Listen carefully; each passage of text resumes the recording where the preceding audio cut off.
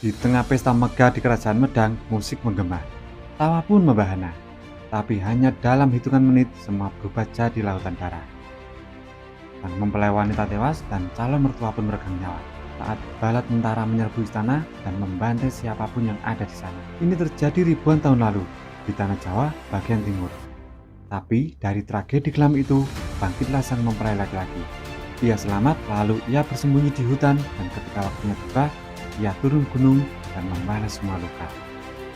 Namanya adalah Airlangga, dan inilah kisahnya, kisah pendirian salah satu kerajaan terbesar di Jawa. Yuk simak ulasannya.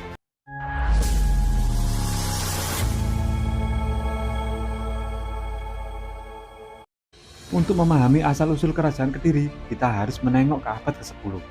Ketika kerajaan Medang atau Mataram kuno mendadak pindah dari Jawa Tengah ke Jawa Timur.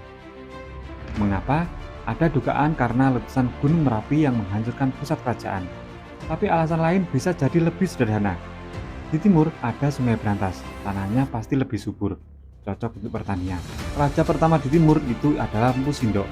Ia mendirikan dinasti baru bernama Wangsa Isyana. Hubungan Medang dengan Bali juga erat. Putrinya, Isyana Tunggawijaya, menikah dengan bangsawan Bali Sri Lokapala. Dan dari sinilah lahir garis keturunan Airlangga. Airlangga adalah cicit Empu Sindok, lahir dari percampuran darah Bali dan Jawa.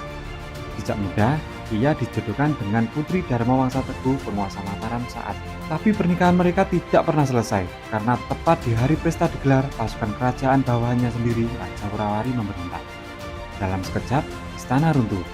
Dharma Wangsa Teguh dan putrinya semua terbunuh.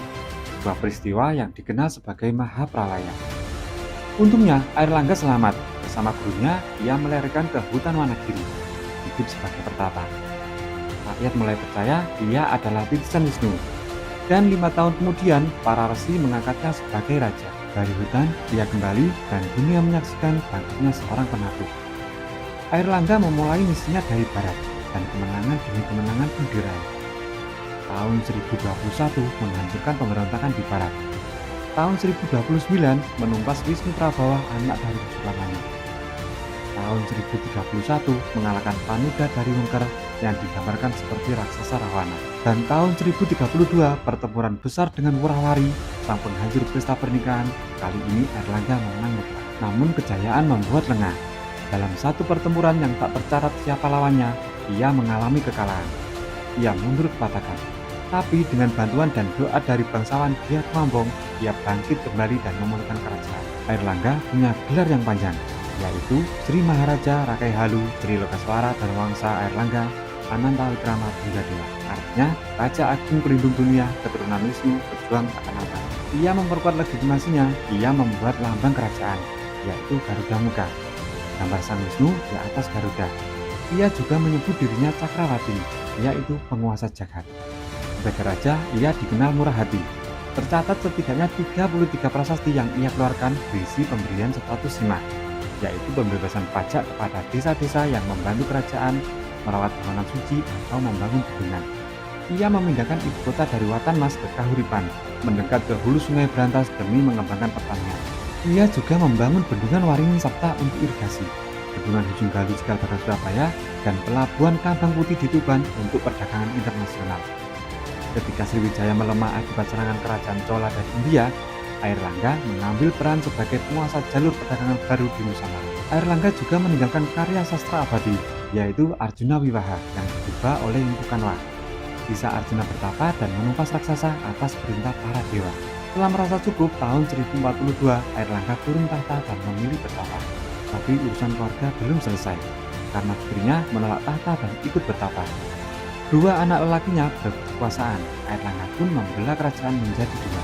Nenggala di timur beribu kota di Kahuripan, Panjalu atau Daha di barat beribu kota di Dahanapura. Namun perpecahan tak bisa dihindari, pertempuran antar saudara pun pecah.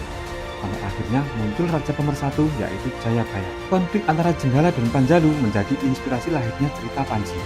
Kisah cinta Raden Inokertapati dari Jenggala dan Candra Kirana dari Panjalu. Kisah mereka Bak Romeo dan Juliet versi Nusantara.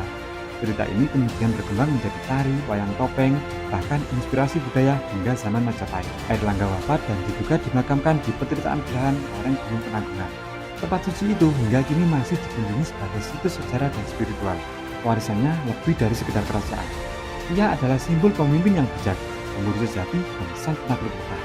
Kalau kamu suka dengan video ini, jangan lupa like, subscribe, dan share ke teman-temanmu yang suka sejarah epik Nusantara. Sampai jumpa di episode berikutnya.